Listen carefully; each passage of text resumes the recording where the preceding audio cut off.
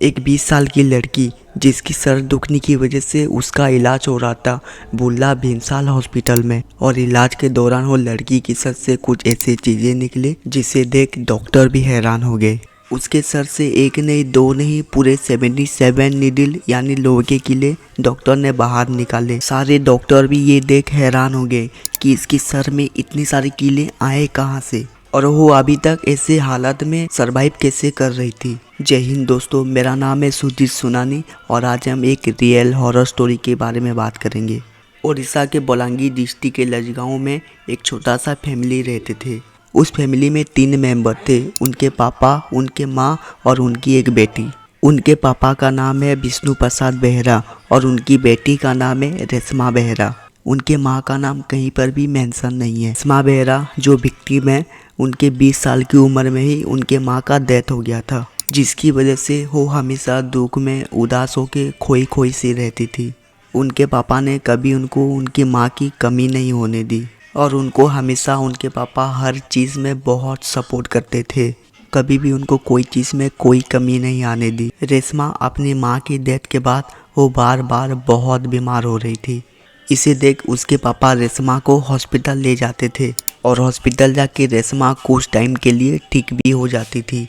कुछ दिन तक रेशमा को कुछ नहीं होता था, लेकिन कुछ दिन जाने के बाद रेशमा के साथ फिर से वही प्रॉब्लम आने लगता है। वो बीच बीच में बहुत बीमार हो जाती थी। रेशमा के इलाज होने के बाद डॉक्टर ने भी ये रेशमा के पापा को बोल दिया कि इतनी कम उम्र में अपनी माँ को अपनी आंखों के सामने गुजरते हुए देख के उस दुख से निकल नहीं पाई है। रेशमा के पापा हमेशा उनको खुश देखना चाहते थे। वो रेशमा की मन से सारे डर निकाल देना चाहते थे। रेशमा जब भी बीमार होती थी वो हॉस्पिटल से आने के बाद ठीक हो जाती थी और ऐसा बीमार होना ठीक होना बहुत बार हो चुका था। रेशमा अंदर से बिल्कुल कमज़ोर हो गई थी, उसके अंदर ताकत नहीं थी। एक दिन रेशमा को झटके मारने लगे और उसका तबीयत बहुत ख़राब हो गया था। उनके पापा तुरंत ही रेशमा को हॉस्पिटल ले आए। उनका ट्रीटमेंट चलता रहा। ट्रीटमेंट ख़त्म होते ही रेशमा को थोड़ी सी अच्छा लग चुका था। रेशमा की आंखों में अभी भी अपनी माँ के गुजरने का गम दिख रहा था। उनके पापा समझ नहीं पा रहे थे कि वो क्या करे। रेशमा के पापा विष्णु प्रसाद ने ये बात अपने रिश्तेदारों को बताई। उनमें से एक रिश्तेदार उनको एक सलाह देता है कि आपने बहुत हॉस्पिटल दिखा दिए और ये अभी तक ठीक नहीं हो पा रहा। इतने में वो एक नाम लेते हैं, संतोष राणा, जो उनके पास वाले गांव जामुनतुला में रहता है। संतोष राणा एक गुनिया है। गुनिया मतलब जिसे हम तांत्रिक कहते हैं, जो लोगों की समस्याएं पूजा पाठ करके ठीक करते हैं, उसे उड़ीसा में गुनिया कहते हैं। सभी स्टेट में ऐसे लोगों की अलग अलग नाम दिया हुआ है। विष्णु प्रसाद ने भी सोचा कि सभी जगह दिखा दिया लेकिन ठीक नहीं हो रहा, एक बार इस गुनिया को दिखा के देखता हूँ क्या होता है। और उसके आसपास गांव के लोग उस गुनिया के काम को रिस्पेक्ट भी करते थे। तो रेशमा के पापा को लगा कि रेशमा यहाँ पे ठीक हो सकती है, लेकिन उनको पता नहीं कि अभी से उनकी बेटी के साथ एक बहुत ही भयानक चीज़ होने वाला है, जिसके बारे में उन्होंने कभी सोचा भी नहीं होगा। विष्णु प्रसाद ने संतोष राणा को कांटेक्ट किया और अपनी बेटी की प्रॉब्लम के बारे में बताई। संतोष राणा ने हाँ कह दिया कि ये प्रॉब्लम को वो ठीक कर सकता है। विष्णु प्रसाद को भी संतोष राणा के ऊपर भरोसा आने लगा। रेशमा को वो एक दिन संतोष राणा के पास लेकर जाते हैं। रेशमा को संतोष एक पूजा पाठ वाले रूम के अंदर लेकर जाता है और वो पूरी 1 से 1.5 घंटे के बाद उस रूम से निकलते हैं। रेशमा को थोड़े से टाइम के बाद उसे थोड़ा अच्छा लगने लगता है, लेकिन वो पूरी तरह से ठीक नहीं हो पाई थी। जब ये बात रेशमा अपने पापा को बताई तब रेशमा के पापा थोड़े से खुश हुए थे। ये काम करने के लिए संतोष राणा उनसे बहुत पैसे लिया करता था। कुछ दिन जाने के बाद रेशमा की हालत फिर से पहले जैसे होने लगा। रेशमा के पापा फिर से उस तांत्रिक के पास रेशमा को लेकर जाते हैं। रेशमा को संतोष राणा फिर से एक रूम के अंदर लेके जाता है। अब वो अकेले नहीं होता, उसके साथ उसका वाइफ होता है। संतोष के वाइफ को उस रूम के अंदर जाते हुए रेशमा के पापा भी देखते हैं। उनका पूजा पाठ चलता रहता है और 1 घंटे के बाद संतोष का वाइफ उस रूम से बाहर आती है और वो कुछ नीडल यानी लोहे के कीले लेकर जाती है। रेशमा के पापा उनसे पूछते भी है कि ये नीडल का आप क्या करेंगे, तो वो बोलती है कि ये नीडल से वो उस बुरी शक्ति को डराएंगे और उसे भगाएंगे।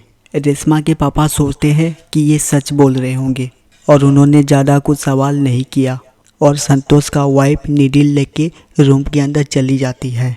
रेशमा वो सारे नीडल देख के डर जाती है और उनसे पूछती है कि ये नीडल का आप क्या करेंगे। सब संतोष राणा कुछ नहीं बोलता और उसकी वाइफ भी कुछ नहीं बोलती। तब रेशमा भी कैसे करके बेहोश हो जाती है और उसे कुछ पता नहीं चलता कि उसके साथ उस रूम में क्या हुआ। दोनों घर चले जाते हैं और रेशमा के पापा ने भी कुछ अजीब सा नोटिस नहीं किया कि वो नीडल का उन लोगों ने क्या किया होगा। रेशमा आप इस प्रॉब्लम से थोड़ी सी बाहर आ चुकी थी, लेकिन उस दिन से उसके साथ एक नया प्रॉब्लम होने लगा। उसके हाथ में ऑटोमेटिक कट लग जाते थे। ये देख के रेशमा समझ नहीं पा रही थी कि उसके साथ क्या हो रहा है और वो बहुत ज़्यादा डर गई थी। कट लगने की वजह से उसके हाथ में बहुत ज़्यादा पेन हो रहा था, ऊपर से उसकी सर में भी दर्द हो रहा था।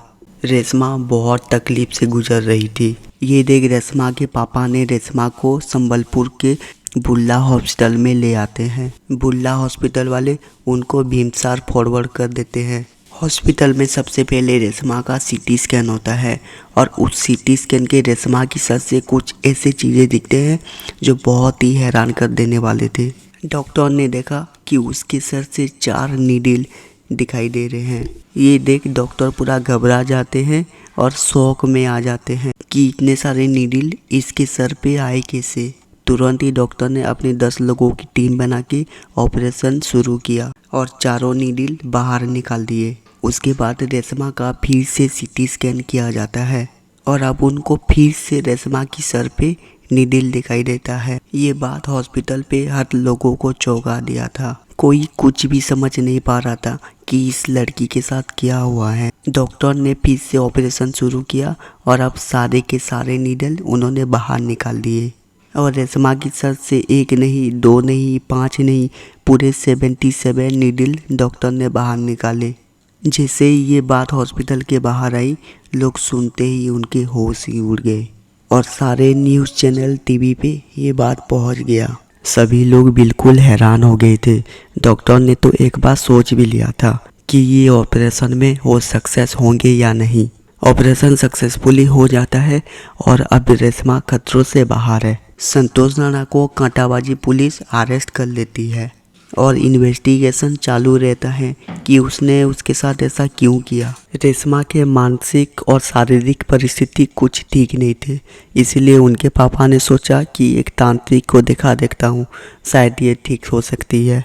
लेकिन वो तांत्रिक एक फ्रॉड निकला और उसने रेशमा और रेशमा के पापा को बहुत तकलीफ दिया। क्या पता संतोष राणा इससे पहले और भी कितने सारे लोगों के साथ ऐसा किया होगा और वो लोग डर की वजह से कुछ नहीं कर पाए होंगे। आज की दुनिया में किसी को भी भरोसा मत करना। वैसे बोलना तो नहीं चाहता, लेकिन अच्छा लगा तो लाइक और सब्सक्राइब कर देना। मिलते हैं अगले एक सच्ची कहानी के साथ।